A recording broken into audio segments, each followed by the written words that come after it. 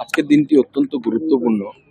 কারণ যবে থেকে ইন্টারন্যাশনাল যোগা ডে শুরু হয়েছে পর থেকে পশ্চিমবঙ্গে সেইভাবে যোগা দিবস রাজ্য সরকারের আনুকূল্যে পালিত হয়নি। এই প্রথমবার পশ্চিমবঙ্গের জনতা জনার্দন পরিবর্তন আনার পর পশ্চিমবঙ্গের মাটিতে স্বয়ং এই বিশ্ব যোগ দিবসের যিনি শুরু করেছেন, অর্থাৎ মাননীয় প্রধানমন্ত্রী শ্রী নরেন্দ্র মোদীর উপস্থিতিতে, মাননীয় মুখ্যমন্ত্রীর উপস্থিতিতে যেভাবে ঐতিহাসিকভাবে পালিত হচ্ছে, এবং আপনারা রেড রোডের দৃশ্য দেখেছেন। আজকে আমরা বিশ্বভারতীর এই পবিত্র মাটিতে আমরা যোগ করলাম। এরকম ভারতবর্ষের বিভিন্ন জায়গায় এবং পশ্চিমবঙ্গের বিভিন্ন জায়গায় যোগ পালিত হচ্ছে বা আন্তর্জাতিক যোগা ডে পালিত হচ্ছে, বিশ্ব যোগ দিবস পালিত হচ্ছে, এবং ঐতিহাসিক একের পর এক রেকর্ড তৈরি হচ্ছে। পশ্চিমবঙ্গবাসী যোগের মাধ্যমে আবার সমগ্র ভারত এবং বিশ্বের সাথে যুক্ত হচ্ছে। বিশ্বভারতী আচার্য প্রধানমন্ত্রী শিক্ষা দপ্তরের নতুন কোনো ভাবনা রয়েছে কেন্দ্রীয় বিশ্ববিদ্যালয়? দেখুন, শিক্ষা দপ্তর সবসময়ই যে বিশ্বভারতীকে বিশেষভাবে দেখে, কেন্দ্রীয় বিশ্ববিদ্যালয় যেহেতু, এখন মূল টার্গেট হচ্ছে আমাদের যে এনইপি 2020 ইমপ্লিমেন্টেশন।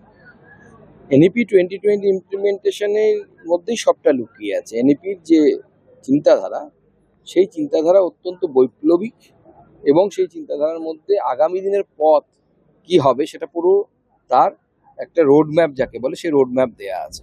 সেজন্য আমাদের এখন মূল কাজ হচ্ছে সেই রোড ম্যাপটাকে লাগু করা বা চালু করা।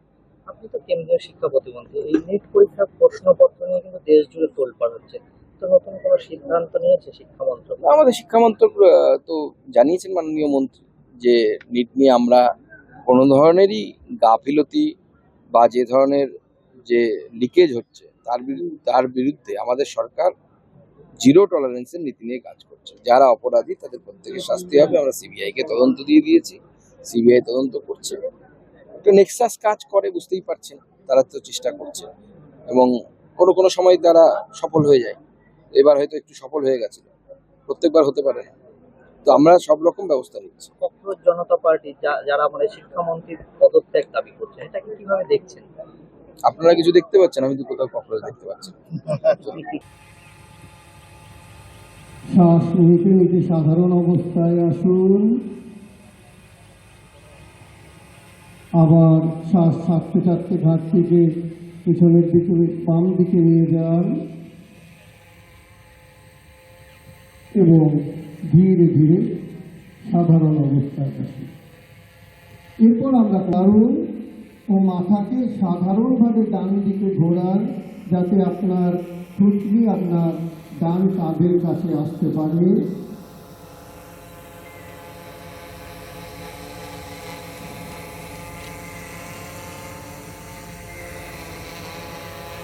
ধীরে ধীরে ফেরত আসুন, আবার শ্বাস ছাড়তে ছাড়তে ঘাড়কে বাম দিকে ঘোরান, যাতে আপনার থুতনি আপনার বাম কাঁধের কাছে আসতে পারে। শ্বাস ভিতরে নিতে নিতে আবার সাধারণ অবস্থায় ফেরত আসুন। আমরা বাম দিকে ঘোরাবো। ধীরে ধীরে বাম দিকে, প্রথমে ঘাট থেকে নিচের দিকে, তারপর বাম দিকে ধীরে ধীরে আমরা ঘোরাতে শুরু করব।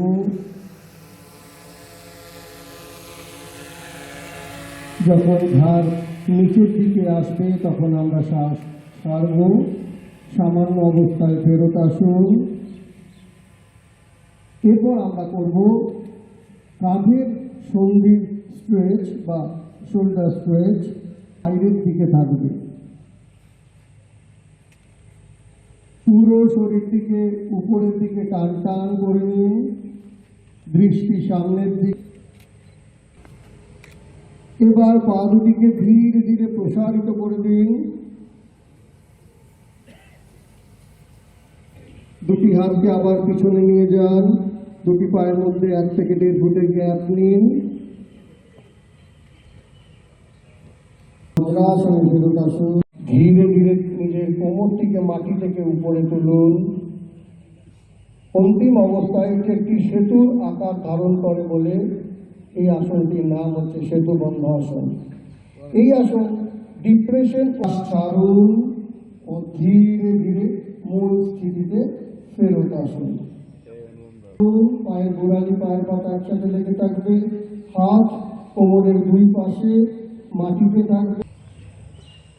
এইবার দুটি পাকে ধীরে ধীরে মাটি থেকে উপরে তুলুন 30 ডিগ্রি অ্যাঙ্গেল অবধি। আমরা এই অবস্থাটা আমাদের পরবর্তী আসনে চলে যাব, অর্ধ হলাসন। তাই এবার পা দুটিকে আরেকটু উপরে নিয়ে যান 60 ডিগ্রি অ্যাঙ্গেল অবধি এবং আরেকটু উপরে নিয়ে যান 90 ডিগ্রি অ্যাঙ্গেল অবধি। আপনার দৃষ্টি দুই পায়ের বুড়ো আঙুলের উপরে থাকবে এবং পেটের চর্বি এবং কমায় ও ক্ষমতা বৃদ্ধি করে এবং হজম শক্তিকে বৃদ্ধি করে। ধীরে ধীরে ফেরত আসুন। দুটি পা প্রথমে 60 ডিগ্রি। আমরা যে আসনটি করব আসনটির নাম হচ্ছে উত্তান মণ্ডূকাসন। যদি কারোর হাঁটুর ব্যথা, কোমর ও ঘাড়ের ব্যথা উপশম করতে সাহায্য। দুটি হাতকে সোজা মাথার উপরে নিয়ে যান। এবার শরীরের দুই পাশ দিয়ে ধীরে ধীরে কোমরের পাশে নিয়ে আসুন। পুরো শরীরটিকে বাম পায়ের উপরে নিয়ে এসে ডান পাটিকে প্রসারিত করে দিন। এরপর পুরো শরীরটিকে ডান দিকে নিয়ে গিয়ে বাম পাটিকে প্রসারিত ভাবে পিছনের দিকে এড়িয়ে দিয়ে নিজেকে কিছুক্ষণ শান্ত করে নিন।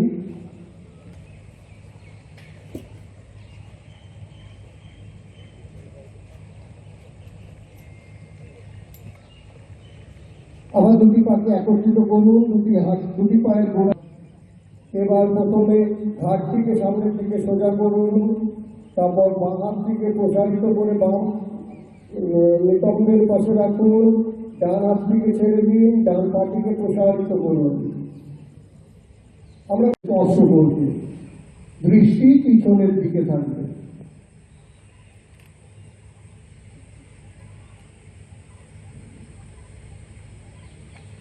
শ্বাস ভিতরে নিতে নিতে ফেরত আসুন।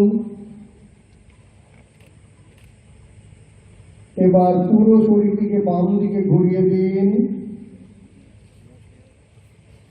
আপনার বাম হাত শরীরের পিছনে যাবে, ডান হাত আপনার বাম কাঁধকে স্পর্শ করবে, দৃষ্টি পিছনের দিকে।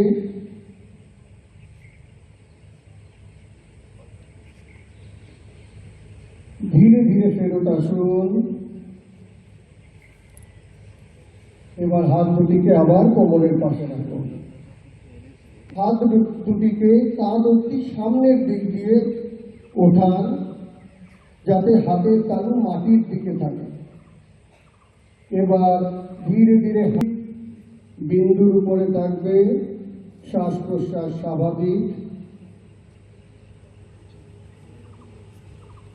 ধীরে ধীরে ফেরত আসুন এবং দুটি হাতকে আবার কোমরের পাশে নিয়ে আসুন।